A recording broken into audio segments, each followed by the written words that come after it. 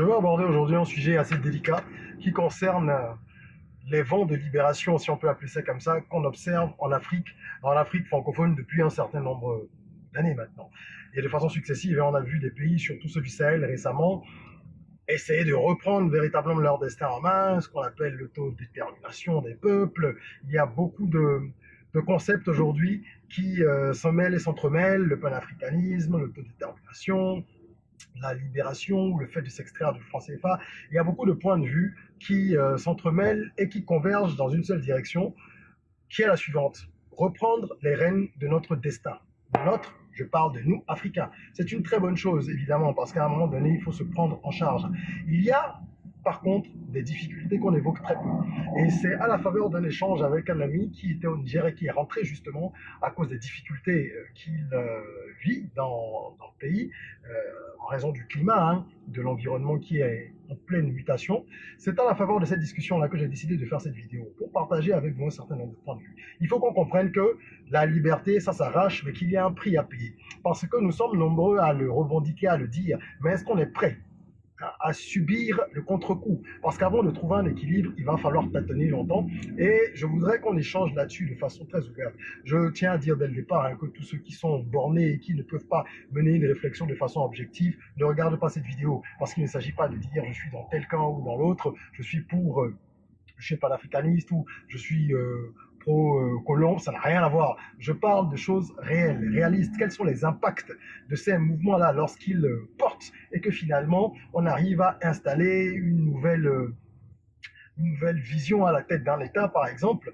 Qu'est-ce que ça implique pour les populations et notamment pour les plus jeunes, donc pour nous, notre génération? Est-ce que nous sommes une génération sacrifiée? Est-ce qu'on est voué à l'être? Parce que je pense qu'on est déjà sacrifié de bien des façons. Je veux qu'on échange un petit peu là-dessus et je serais curieux d'avoir vos avis. Je vais vous dire un petit peu ce que j'en pense en évoquant certains faits et on va en parler ensemble dans les commentaires, j'espère. On en parle tout de suite. Je suis Régis Saizy, entrepreneur multipotentiel, conférencier, formateur et artiste. Je partage avec vous sur cette chaîne du contenu propulsif pour vous aider à rêver, oser et créer. Hello les rocks, j'espère que vous êtes solides. Moi je suis en parfaite forme et je suis plein de gratitude envers l'univers. Aujourd'hui on va parler d'un fait de société.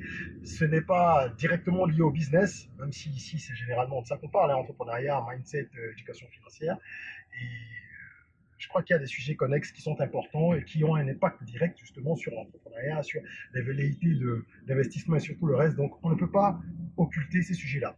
Comme je vous l'ai dit, je veux parler un petit peu de ces vents, ce que j'appelle les vents de libération, qu'on observe un peu partout, parce qu'il y a fort à parier que ce n'est pas terminé. Tel que c'est parti depuis plusieurs années, on a l'impression qu'il y a un vent qui tourne et que ça va continuer comme ça, un peu comme un cycle, parce qu'il y a une nouvelle ère avec des dirigeants qui semblent être plus engagés pour les populations et peut-être moins en accord avec l'ancien colon qui historiquement est là depuis les indépendances, n'est pas parti. Il s'agit de la France, pour dire les choses très clairement. Mais qu'est-ce que ça implique? Alors l'ami avec qui j'ai échangé, qui est rentré du Niger, il y était depuis un bon moment. Et il s'y plaisait assez bien, en tout cas d'un point de vue professionnel, les choses avançaient assez bien pour lui. Puis quand il y a eu toute cette crise, j'ai échangé longtemps avec lui, il me disait déjà avant de rentrer quelles sont les difficultés. La première difficulté qu'il faut noter, et il faut que nous en soyons conscients, nous, surtout les jeunes, c'est nous qui sommes actifs, c'est nous qui sommes aux affaires, comme on dit. D'accord? L'impact de ce genre de situation, c'est déjà un impact psychologique. Il m'a expliqué comment est-ce que la psychose empêchait les gens de pouvoir vivre normalement. Parce que, évidemment, lorsqu'il y a eu la prise de pouvoir par le camp qui est installé actuellement, eh ben, ça s'est fait avec les armes, n'est-ce pas? Donc, il y a toujours des coups de fusil à droite, à gauche, même quand il n'y a pas de dégâts et de pertes en vie humaine, pour essayer de maîtriser ou d'intimider la partie adverse. Évidemment, on fait usage d'armes et tout ça. Donc ça plonge les populations dans une certaine psychose. Il y a des gens, dont mon ami, qui aujourd'hui ont toujours du mal, plusieurs mois après, à dormir parce qu'en pleine nuit, ils entendaient des rafales au début. Donc la psychose fait que les gens ils sont moins enclins à sortir, même en journée. N'en parlons pas, ce qui concerne la nuit, n'en parlons pas du tout. Donc forcément, les interactions sociales, elles sont réduites. Qui dit interaction sociale réduite dit évidemment business, occasion de faire du cash et tout ça, également limité. Parce que les gens sont sur la défensive. Ça, c'est le premier point. Mais on va rentrer dans des aspects qui sont encore plus poignants et qui sont directement liés à l'économie. Lorsque vous prenez le business, combien de personnes vont investir dans des pays qui sont dans une phase qu'on pourrait qualifier d'instable, même si c'est pour le bien du pays? Combien de personnes sont prêtes à aller mettre leur argent? Très peu. Ceux qui sont déjà dans le pays, pour la plupart, ils vont retirer leur billets. Moi, je connais des gens qui ont retiré leur billets de ces pays-là, hein, qui sont au Sahel et qui ont rejoint la danse récemment de cette libération. Les gens retirent leur billets, c'est-à-dire que ceux qui peuvent ferment leur entreprise et s'en vont pour ceux qui peuvent encore la sauver. Pour les autres, il y en a beaucoup qui essaient de survivre dans un climat où les gens consomment beaucoup moins, où l'économie est au ralenti, et finalement, même ceux qui tentent de survivre, une bonne partie finit par fermer. Donc ça, c'est quand même assez difficile, parce que ça veut dire beaucoup de licenciements économiques, ça veut dire également beaucoup de dettes que les gens ne peuvent pas payer, donc des engagements qui sont difficiles à honorer, ce qui va complètement fragiliser toute la machine, parce que lorsqu'une banque attend normalement des engagements à hauteur de 10 milliards par mois, c'est un exemple, et que finalement il n'y a que 2 milliards qui rentrent, parce que les gens ne sont plus en mesure de rembourser.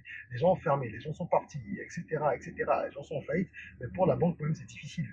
Voilà comment est-ce qu'on se retrouve dans une situation où les banques imposent des plafonds. Enfin, ce sont les banques, je ne sais pas si ça c'est demandé par l'État, peut-être que ce sont des ordres qui viennent donc, du pouvoir, je n'en sais rien, mais toujours est-il que les plafonds pour les retraits sont fixés. Donc vous ne pouvez pas jouir de votre argent comme vous le désirez. Il y a des plafonds, comme des plafonds qu'on a sur les cartes de crédit, mais là les plafonds sont très bas. Je crois qu'il disait que c'était de l'ordre de 25 000 jours, je pense, quelque chose comme ça. En tout cas, un plafond pas très élevé pour des personnes qui ont un train de vie élevés ou qui ont des dépenses importantes pour leur entreprise, même si le plafond est un peu différent pour les entreprises peut-être, ben, ça limite l'activité. Si vous ne pouvez pas retirer plus de X francs par jour, par semaine, par mois pour votre activité économique, vous êtes complètement limité dans votre développement. Donc on a des problèmes au niveau de la consommation qui ralentit et des problèmes au niveau de l'investissement et du développement des affaires aussi. Donc ça va durer quelques mois ou quelques années et après, si tout se passe bien, ce qu'on espère, parce que ce que le Niger a fait et que les pays ont fait, c'est courageux, mais on espère que ça ne dure pas trop longtemps, parce que les gens en pâtissent à l'intérieur. Beaucoup de personnes en pâtissent. Et c'est dans ce sens-là que je dis que notre génération, c'est une génération qui est sacrifiée à bien des égards. Déjà, on le sait, mais elle risque d'avoir des challenges encore plus gros avec ces différentes situations-là qui prévalent et qui vont continuer à s'installer et vont être pérennisées en tout cas dans plusieurs pays africains. Parce que voilà, en fin de compte, si on doit être mobilisé, nous, et qu'on doit se mettre dans une position qui n'est pas confortable parce qu'on est en pleine croissance. Un jeune qui a 25 ans, 30 ans, 35 ans, il est en plein développement de carrière et qui doit se mobiliser pour un effort pour la liberté, c'est pas simple. La liberté a un prix, elle a toujours un prix. Donc, il faut qu'on comprenne cela et qu'on puisse également se préparer. Moi, si je fais cette vidéo, ce n'est pas pour alerter ou quoi que ce soit. Ces situations-là, je suis au courant. Mais il faut qu'on en prenne la mesure et qu'on sache que il faut être prêt. Il faut donc pouvoir mettre un peu d'argent de côté pour ceux qui peuvent. Il faut pouvoir investir dans différents pays et ne pas se reposer sur un seul pays. Parce qu'aujourd'hui, un pays qui attire beaucoup de monde, par exemple, si tout le monde y va et que demain ce pays-là traverse une crise politique, qu'est-ce qui va se passer? Donc on est obligé de considérer le continent africain comme un tout pour avoir plus d'opportunités, mais aussi pour se mettre à l'abri de ces contre-coups-là qui peuvent survenir et paralyser complètement votre business si vous ne comptez que sur un seul marché. En termes d'investissement, c'est difficile de convaincre les gens d'aller sur ce type de marché-là parce que, évidemment, tout est un peu ralenti au niveau économique et voilà, personne ne veut s'installer dans une atmosphère pareille. On ne parle pas des coupures d'électricité qui sont encore plus fréquentes que lorsque la situation n'était pas celle qu'elle est. Donc l'impact que ça a sur les activités, tout le monde le connaît. Il y a plusieurs entreprises qui ferment, j'en ai déjà parlé. Les recrutements, évidemment, ils n'ont plus cours, parce que qui embauche dans des périodes pareilles? Il y a quelques secteurs qui se portent bien, comme partout. Même en pleine guerre, il y a des gens qui gagnent de l'argent. C'est même là que beaucoup de gens gagnent de l'argent, parce que quand tout est détruit, il faut reconstruire. Mais hormis ces quelques secteurs et ces quelques entreprises privilégiées dans ces secteurs-là, privilégiées parce que c'est à elles qu'on a confié un certain nombre de choses, généralement, c'est difficile pour les populations. Et je finirai en parlant, par exemple, de la flambée des denrées alimentaires. D'accord? Déjà qu'il y a une inflation généralisée et globalisée, dans ce genre de contexte, c'est encore plus difficile, puisqu'ils ont du mal à faire acheminer un certain nombre de choses. Donc, ça pose problème. il faut se préparer. Parce que ça a déjà cours et je le répète, ce n'est pas terminé. L'Afrique est en train de basculer, l'Afrique francophone en tout cas, dans une nouvelle ère où progressivement de nouveaux modèles vont se mettre en place, où l'échiquier est en train de changer. Donc la politique, la situation politique, c'est important pour un entrepreneur. Lorsqu'on fait une étude de marché, on prend en compte les aspects politiques pour définir justement dans une synthèse si l'environnement est intéressant ou non. On va regarder tout ce qui est économique, technologique, social, etc. Mais politique aussi. D'accord. Donc il faut justement diversifier ses investissements, diversifier sa présence sur plusieurs marchés, parce qu'on ne sait pas par où est-ce que les choses vont venir, d'où elles vont venir, comment ça va se passer. Donc nous devons absolument être un peu plus prudents et réfléchir de façon panafricaine. Voilà, pour voir le verre à moitié plein, ça doit nous pousser à investir de façon globalisée, à ne pas rester uniquement sur nos petits pains, petits parce que nos pays sont petits, que nous devons voir grand. Il faut voir Afrique aujourd'hui.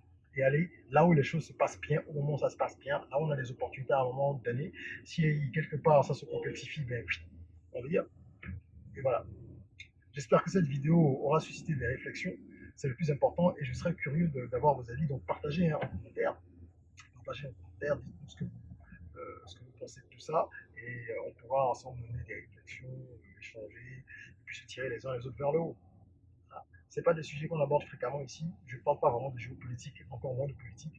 Mais lorsque le business l'impose, il faut qu'on ait le courage d'analyser les choses de façon transversale et holistique. Mettez un petit like si vous avez aimé le contenu, abonnez-vous, partagez la vidéo, parlons-en en commentaire. En attendant qu'on se retrouve pour une nouvelle vidéo, n'oubliez pas, prenez soin de vous, de votre corps, mais aussi surtout de votre mind. Rêvons, osons, créons, c'est un